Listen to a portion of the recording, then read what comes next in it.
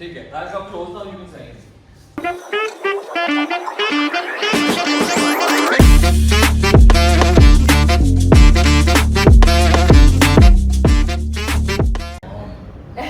Hi Keith, welcome to the art room. Thank you so much for joining us here today. Absolutely. Not many people know this. Keith and I went to school together, and we would skip our classes and we would sit in the field, and we would watch this particular girl cross us multiple times. And just chat about things. Yeah. Just Any like rings a who, bell? what, why, how, a bunch of things. Yeah, good times. Just sitting in the sun, Yeah. chatting. Oh, good. We had a Good fun, good that's setting getting around. Yeah. Yeah. And you were just traveling a lot Yes. recently. Yeah. Yes. Where all did you go? So through the year, I take a lot of these little breaks that I really desperately need to refresh my head to come back to the Magdalene city. So I plan it out in a way that I get to go climb as much as I can and go to the wilderness to really earth myself in ground and then come back. So I was a chunk in Europe and then it was followed by a work leg trip of the trip. So I was in Switzerland. I was climbing there for a bit for about 2 weeks, being there in the wilderness, and then whenever I got some opportunities, I would go check out what the local gallery scene is, then come back. Then I spent some time in Cologne with a friend there. He has a very beautiful life and a beautiful home, so I was just happy that he was sharing it with me there. Then I was in the UK for some time. Okay. That's when the work leg of the trip started. Okay. So I was there for some time, and yeah, I'm back. So I was out for a month, back with rejuvenated energy, just to get things cracking right here. Yeah. Sounds. And I remember back in school, you used to play the drums. Yes. And you were heavily involved in music. Yes. So has that interest carried on over the last few years? It's something I can't let go of at all. Like I was raised listening to some great music, thanks to my family, my brother, all of that, and it was really ingrained in how I saw the world or how I would emotively channel what I was feeling throughout, and it's still the case. So I played the drums for a very long time, and I had phases where I would go to music school and then drop out of it and then really listen to different kinds of music. I had the opportunity to be around a lot of great friends who were into music when we were in school as well, part of the band and all of that. They're still very close to me, and most of them have also seen their life evolve in music. So I played the drums, and I played for an act, a progressive rock band back a couple of years back. And then after we had an album release, life happens and people have different things to do and move around. So it was hard to work with a group of people and get things done. So as a context of making music together was slightly difficult. I found a way in just having my own personal practice with drums. And that also over time evolved. But yes, it's a very close thing to my heart, and it's always been driving in whatever sphere I do. Like I run, I need some music. I climb, I need some music. I get myself to work in the morning, I need some music. It's like Also, a coffee shop. Yes, and just opportunities of also being on the other side of music and making things happen, even though I'm not on stage, and still like working closely in getting things up and running, like kids and other foundation programs and all that for wherever I work. Yeah. Okay, that's really good. Yeah. And do you think that it has influenced your work life as well? It has to a chunk. So Okay. just how the role that I play in the organization that I work in, I've had the opportunity to really bring in programs that are very sound driven. At the same time, in my education in visual arts, I've found places where these could intersect. Okay. So it's very fulfilling that way. It's not just these individual silos where I'm just doing music only and then my interest in visual arts or anything material is isolated. I somehow find points of intersection, and it's quite. I feel I'm quite fortunate enough to have that merger of things. So sound is very it's something very important to me, and I'm happy that I'm dragging that. Yeah. And I want to take you a little bit back in time, and you have studied art history, you're majored in art history. Yes. What took you down that road? So I was very interested growing up in history generally as a subject in school. I know like the educational programs in various CBSE driven schools are very subject based and all of that. So I found history quite interesting and a place that I could just imagine things and just be very vivid in my thoughts of how things would be back in the day, and like just trying to trace the human journey as such. So I did my undergrad in history, and the only elements when I was growing up was either military history or art history. Okay. So I had the opportunity to go to some really wonderful archaeological sites and historical places when I was in my undergrad that really drove the interest in the cultural aspect of history. So by the time I finished college, I was like, okay, I'm quite interested in like taking my education further, but what would it really be?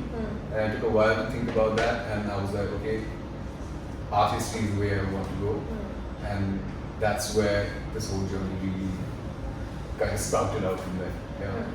And then you found your way into Serendipity Arts Foundation. Yes. So before, then I did my masters in the history of art from the National Museum, and it was great because the whole museum was our classroom. So so after college, I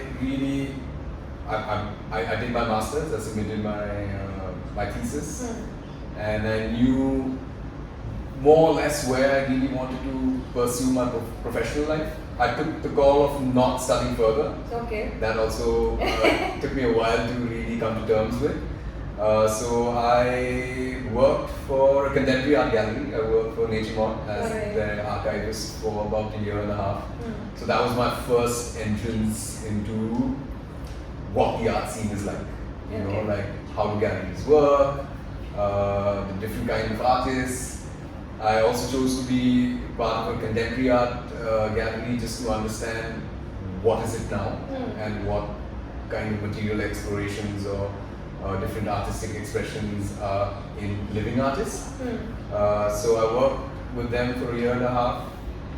I got a lot of information about how things work. Industry leader when it comes to contemporary and some great artists I got to meet and really understand how their brain functions and how different ideas where we feel are very mundane ideas but could be really driven and stretched out in concept, in execution and all that.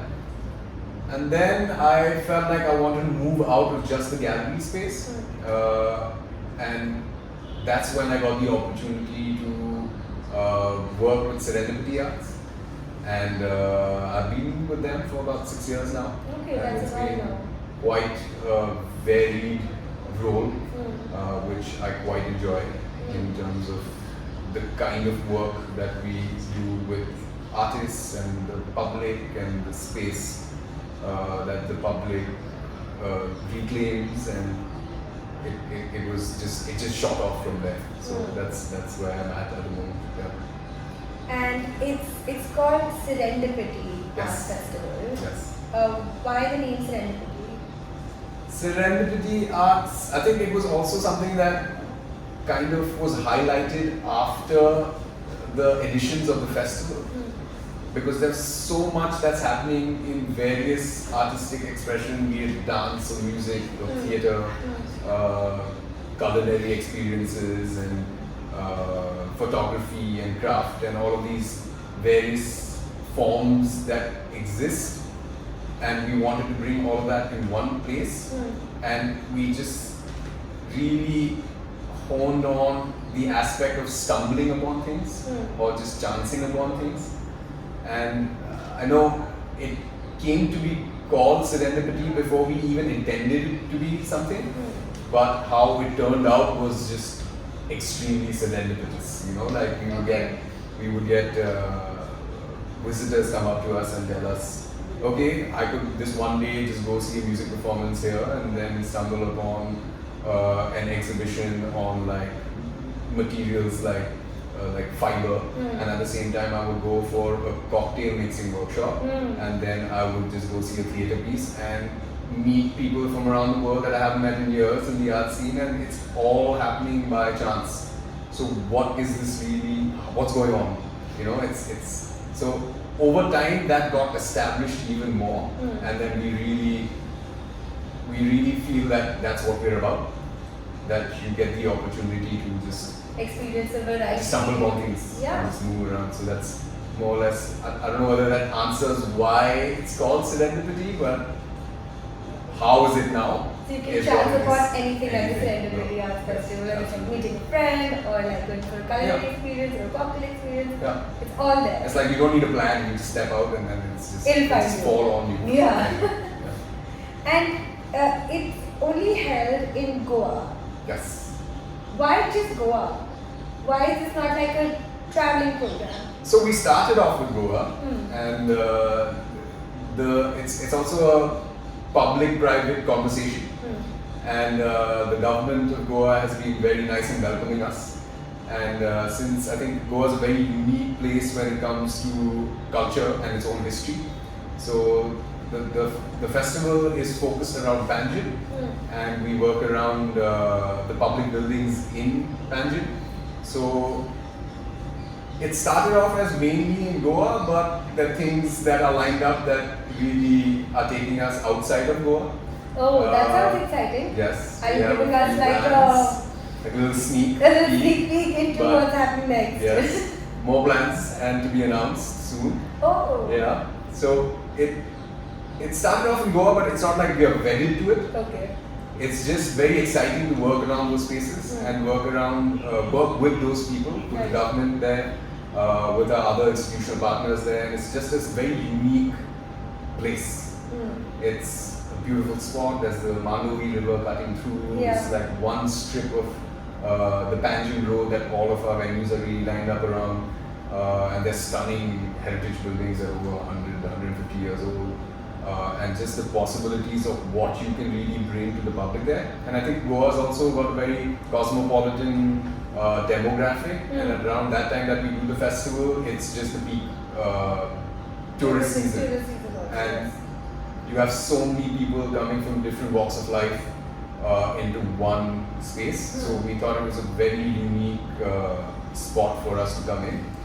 But yes, we are not only in Goa, and we have great plans moving out. And it's not like we You heard it here first. Huh? You heard it here first. It's here. Before anyone would ever even imagine, but no. We've done a few things outside of Goa, but not like a full-fledged festival. Okay. We've done a bunch of exhibitions and talks and other performances, and we also have a few programs that we take outside of Goa as a foundation, because at the core of everything, we are a foundation, and the biggest outreach of the foundation is the festival format.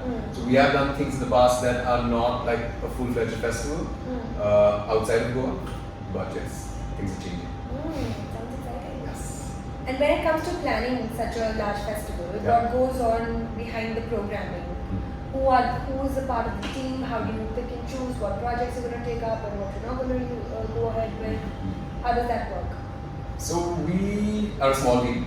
We are about 30 to 35 individuals, and then we have these divisions of who looks at what. The programming team has about 12 people in them, Okay. and amongst us we look at different disciplines. We have these classifications just to function as an organization based on disciplines. However, the whole idea of the festival is to really blur these These very rigid forms. So it's a curated festival. We don't act as artistic directors, or we don't bring to the calendar something that we want to see fully. We have industry professionals who come in as curators for over the span of 2 to 3 years, and they bring in their curatorial ideas, and we have a conversation with them, and through the year develop it with them. So it's a dialogue with the curators in executing what they want to bring to the festival. So the functioning of the programming team and how the calendar is made is through these curators. Okay. So we work very closely with them and the artists that they have lined up and what they wish to be commissioned pieces or some ready projects and how to really get a full whole calendar in place. Okay.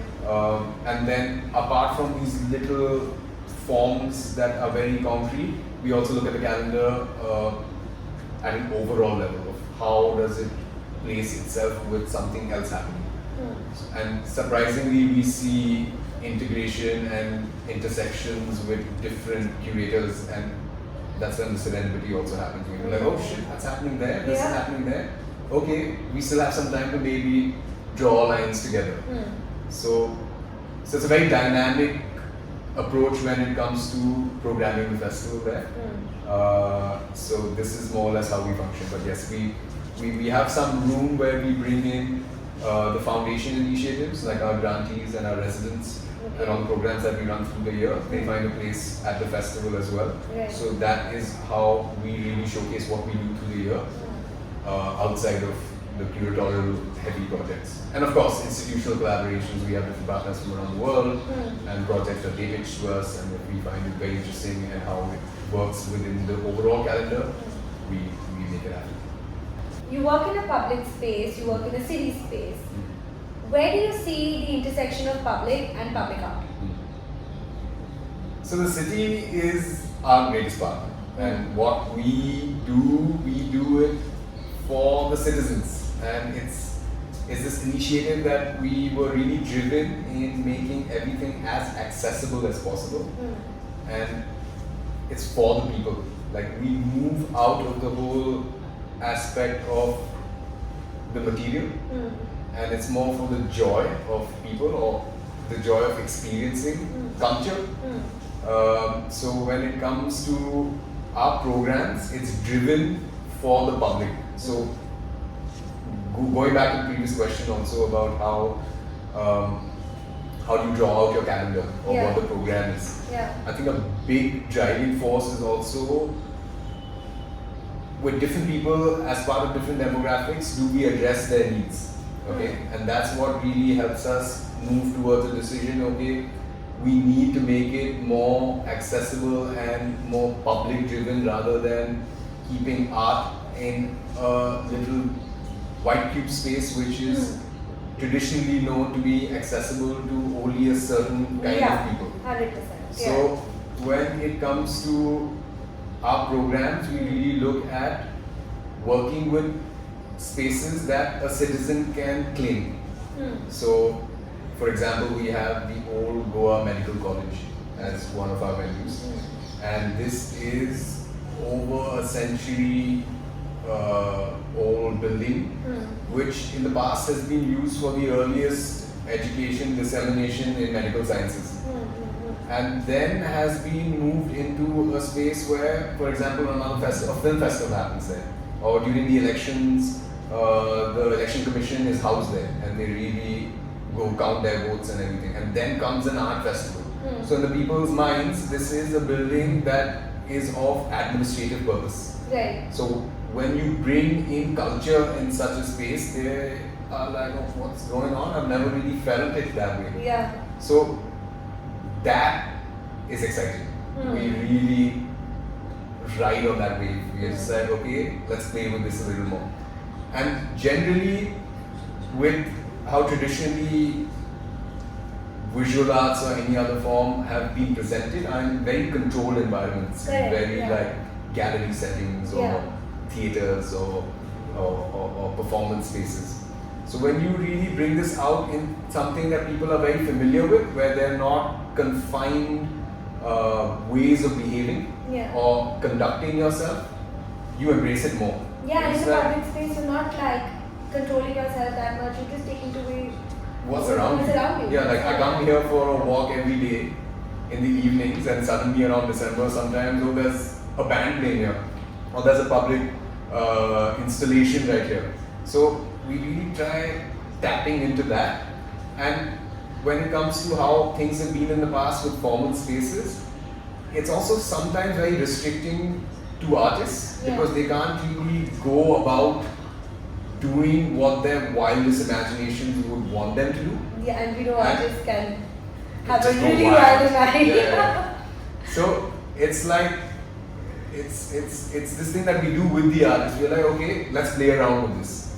So and transforming what a dormant space would be into place, or what place making is, and how to really give back to a citizen, being like, okay, this is what belongs to you, but imagine something else altogether here. So we really like playing with that, and that's why we give that opportunity, or we really facilitate that in a way that helps artists to blow up in what they're imagining of their projects that is always not found place in a white cube space or a formal setting. And we're so used to seeing art as confined to an art gallery or confined to art fairs, and we're also always judging the art market as per the numbers it's achieving, whether it's in terms of sales or the auction prices that a work has chased. And this taking the art outside those white cubes into the public, where you're making the space so much more dynamic. It really, I think, changes also the way you can gauge the parameters of success of art in an ecosystem. Right? What are your thoughts on that? Yeah, I feel like it's so driven by the art economy. Yeah. And success parameters are always of how many sales you could possibly make as an artist, which is completely flawed. Like, one thing is about how conceptual or how prim and proper your execution and material is, and then whether you are relevant in the market, but that really doesn't define how successful you can be in what you really want to express. Like, coming back also to the same thing of how wild you can get. Yeah. You can't do that in a gallery setting if you are someone who's just emerging, getting into a space where you're like almost an established or well-known name. So I think the parameters need to be re-looked at, because it's not all about how many sales you make. It's just about how you're developing your artistic expression outside of whether you buy or sell. So I think that's where my personal interests also lie, and particularly also why I moved out of a gallery space, because I didn't see me really working, because in the end of the day it somewhat becomes like a business of things, whereas it's more of championing human expression. So you can possibly give that space outside of the setting. So it's definitely, in my opinion, I don't feel like the success of an artist is really determined by whether they are able to sell or not.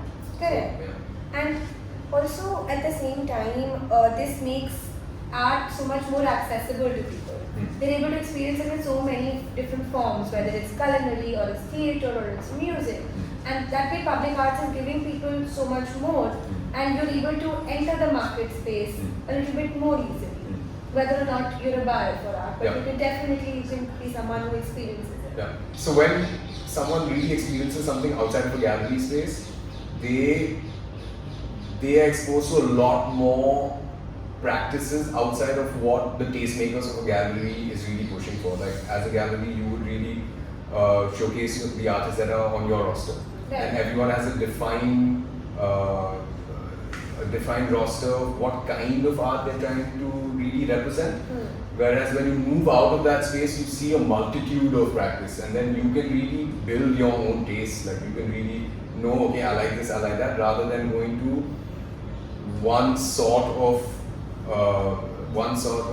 dissemination of, okay, this is the art that we represent, or this is the kind of forms that we represent. So if you move out of that into more public engagements or festival formats or fair formats, there's just so much. There's so much, and then you build it by yourself. Yeah. So it's important to move out of that space slowly, just to develop, know what you like. You know, in the end of the day, being like, and you would be surprised. You would be surprised yourself, being like, okay, this I never thought I would be leaning towards something like that. Yeah. Whereas, and scale, like scale changes everything, and that room can only be found in spaces, at least the current situation of the country and like the facilities around, scale would we only able to achieve outside, like in like a warehouse or like at an old administrative building or like at a large public park. Yeah.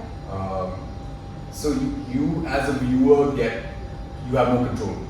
You have more control that way rather than something that's you can choose you're nudged towards. Right, and you can choose what you want to experience, whether you want to go for a theatre performance or you want to go for a musical performance. Yeah. So much. And also the intersections, like it's the interdisciplinarity of things changes everything. Like in our heads, it's always like visual arts and dance and theatre, and performing arts versus performance art. And what is that? Whereas you would be surprised that it just bleeds into each other. Yeah. And is there room for that in formal spaces or not? So that's where the exciting bit lies when you move out of the space. Any memorable project from Serendipity Arts Festival that you've been a part of that you still carry with you? Quite a few. That's a very hard question to answer, but a few that really bring together a few of my interests that are very different streams. One of them is this project called Synesthetic Notations, which was curated by last year at the festival. Could you break that up for us? The name? The name, yeah. Synesthetic Notations. Right. And it was basically an approach that she took where she would bring together the relationship between sound and image. Okay. So she posed this challenge to a lot of artists from different practices and who've been practicing in different mediums to respond sonically. Okay. So this kind of brought together two of my main interests, which is sound and music and visual arts. So it was quite interesting because we had a mix of photographers, sculptors, people who draw, people who paint, people who are not traditionally artists but have worked in tech and were posed this challenge of bringing an installation together. Okay. And really putting that forth in an exhibition format, which again is not a form or space that is found in a gallery setting. Right, correct. So it was quite interesting to really have these various artists, I would say probably forced to think of how you would relate your practice to something that is audio based. Okay. And that was super exciting. So we worked with multiple artists in different rooms and we had to really work in how to acoustically treating a whole entire floor of an old building and so that there shouldn't be any sound leaks, really working closely on the production aspect of it. So now this is another area where I really enjoy. Like I enjoy playing around with spaces and how to adapt it and forms of representation. So it brought together all of these things in one show and it was just bringing together my worlds of also understanding the technical aspects of sound because I've always had a base level understanding of audio engineering or mixing and just the monitoring system. So this gave me an opportunity to work really closely with the artists and our technical team in understanding how do these really work, like how a room can be acoustically treated, how you as a visitor really change the nature of the room just because of your presence, or really working with devices that pick up your presence and change the sonic response through technology and other software. So it was bringing a whole world that I've always run away from, but in a very nice way that found some semblance. So that was super exciting. And now she's taking this forth in this edition of the festival where she's drawing the relationship between sound and touch. So Okay. it's like this. It's the second level of the Something whole. exciting to look forward to. Yeah, no, it's super cool, and I hope like you can come and really experience the merger of these different worlds at the festival. You know, it's pretty cool. Yeah. Okay. And Keith, you mentioned that you enjoy playing with spaces, you enjoy making them more adaptable for a particular project. Yeah. And this is something you're also doing as a part of a larger project Yeah. with a very notable industrial family of India. Yes, we have big plans coming up. We are working. We have been working very hard for the past few years, and it's now come to a stage where it's coming closer to being realized for a cultural center in New Delhi. All right. Yeah. Can you tell us a little bit more about this cultural center? So it's called the Bridge, Okay. and it's this idea that came together by our founder patron Sunil Kanmunjal, and the idea really was to birth from the blueprint of the festival, of the nature of how wide and diverse it is, and how all of these things exist just in the span of 10 days. So we thought, why not have a permanent home for something Right. and program that throughout the year. And any evolution in artistic practice, a space could accommodate for, which is always the challenge. And this also like threw me into questioning a lot about how is space designed, architecture, which I was completely unaware of, and like how much thought goes into all of that. So yeah, we've been working very closely with various architects, designers, professionals in the field of really advising us on how spaces could be adapted. And we've been working closely on what's called the Bridge, which will house everything that we do at the festival and more throughout the year. Yeah. And it's so interesting because so many of these notable families are now entering this line and are supporting the entire art ecosystem with such wonderful institutions. We have the Kiran Nadar Museum, we have the NMACC, we have the art labs, and just the importance of patronage in art. Yeah. No, it's been a situation where the drive mostly has been through private patronage, but in the past it's been very different. In the past, the whole idea of culture and its integration into people or promotion of it has been very different, and it's not like the public sector is not working towards it. Like there's the master plan for 2041 for Delhi that is under works right now. It's got a lot of points where the public is moving into providing cultural aspects for provisions as a city. Yeah. So it's not like it's totally not addressed. It is. But at the moment the driving force has been private patronage in art, and really pushing how you could really mend or bend artistic practice, and for everyone, like giving access to it, and at the end of the day it's just doing as much for all the people in the job before it. Yeah. Right. And sometimes there are certain works and certain projects which are challenging the political and ethical norms of a society. Do you think that the market overall, the art ecosystem supports such works and supports such challenging works? I'm not sure about supporting, but art has always been also about dissent. Like it is expression, it is various kinds of expression. So it's not like it can be devoid of any political or social ideas. Like you cannot separate the two. Everything is politics. Yeah. And when it comes to institutions, institutions and their ideas of whether there's room for that, in my head that question doesn't really exist, because everything has a connotation to it, or an expression that can be traced to a political opinion or thought process.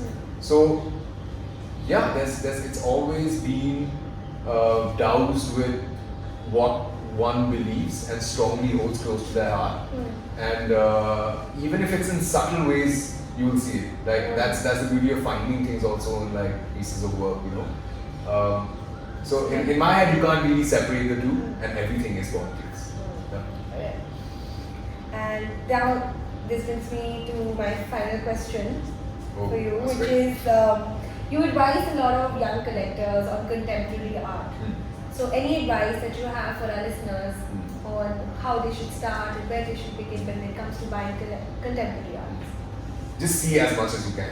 Just get out there, really understand how diverse things can be. Yeah.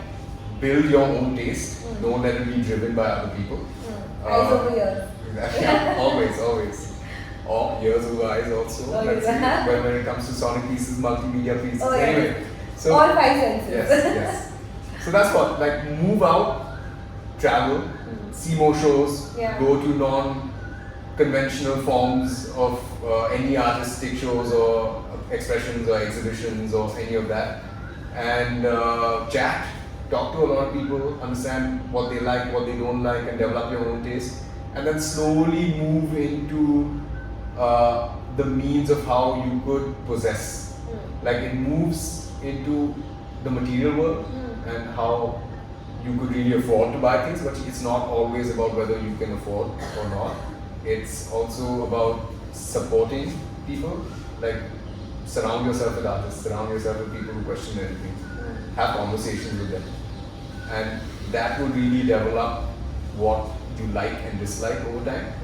And then, yeah, with means, if you can possess them, that's great. Then you build a collection, then yeah. And when I'm possessing certain artworks, and when it comes to works that are across mediums and include multimedia in them, how does one go about buying such works when you say works that include sound, which include AI, digital interventions? It depends on what you want to do with it. If you want to hang it in your living room, it's a very different approach. If you're building a collection throughout, if you're really interested in like new media works, you buy lots of video works and sensors and all of that to really find a place that you could put them up. Yeah. But it's a tough one to answer that way. Like, new media has found its places, but it's all about taste as well. Like, if you like something very tactile, it would be hard for you to move out of that space being like, okay, let me try getting a video work. But yeah, I think it's a very individual preference that way. That's what, the more you get out and see, the more you build your taste. And the more you build your taste, the more open you will be in acquiring things that are outside of your comfort zone. Yeah. That's what I feel, yeah. And that brings us to the end of this interview. Oh no. Thank you. Shit. And now, I'm going to take you to the final segment of this show, Okay. which is the rapid fire round. Okay. You have to be very quick. Okay. No maybe. How quick? Like this quick. You have to answer within a second. No maybes. Okay. Okay. And I've been asked specially to make this very difficult for you. Nothing's different. I hope so. Okay, this one is. So just yes and no, yeah? No, but like some have like a little bit of a longer answer also. But then you can't take too much time to think about it. If you could, this one is easy. If you could have dinner with anyone, living or dead, who would it be? From the art space. From the art space? Yeah, has to be, no? I don't know.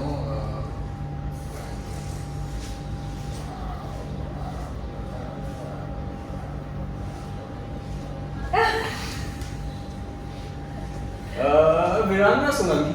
Okay. Yeah. Quick one. Yeah. Sound like I haven't had dinner with them. Have you had a secret fling with someone from the Serendipity Arts Festival? No. Don't lie. No. Not a secret fling or open fling? No. Have you ever clashed with a high-profile artist or a performer? Yes. Who? No names taken here. No names taken here. Okay. Have you ever sabotaged a rival's project to make yours look better? We're a team, I love everybody. Okay. What's the riskiest project you have given a go-ahead for? A couple of them actually, it just comes down to budgets, to be honest. Yeah. No, not budget-wise risky, in general risky. In right? general risky. There's no risk. I don't feel that anything is risky outside of like the confines of what I have and have to That's a work very with. diplomatic answer. Is it? This doesn't look well for the rapid fire round. I'm answering that as rapidly as I can. Okay. Have you ever had to deal with a performer who was too drunk or high to go on stage? Yes. Yeah? Yeah. Have you ever been very drunk or high to go for work? Never. Never? No.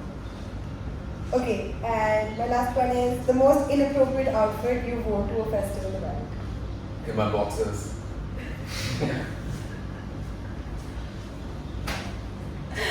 On that note, Keith, thank you so much for Thank being you a for part having of me. the art room. It was great. I don't think I did justice to the rapid fire, but it's No, fast enough. I was asked to make it difficult for you, but Yeah. it was not so bad. Wasn't bad at all. Nothing too tough. We're going to wrap this up Yes. with we ask you to sign a mug for us. Fancy. So please, I should do that. yeah. Thank you so much. Thank you so much for being a part of the art room, Keith. Yeah. I hope you had a good time. I had a good time. Yeah. Thank you so much. Thank you. And thank you so much for being a part of the art room. It's Absolutely. a small token of appreciation from our side. Wow. It is carved by Arjun Mehta. He's a digital artist. Cool. I hope you enjoy very much. Thank you. I'll check it out. Yeah, please. .ai.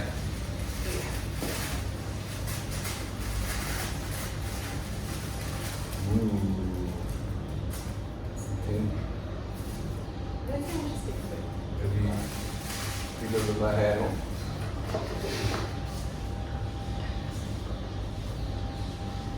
Ah, looks nice. What do you think? I like it. Yeah. Goes well with my black. Looks good against the black. We're good.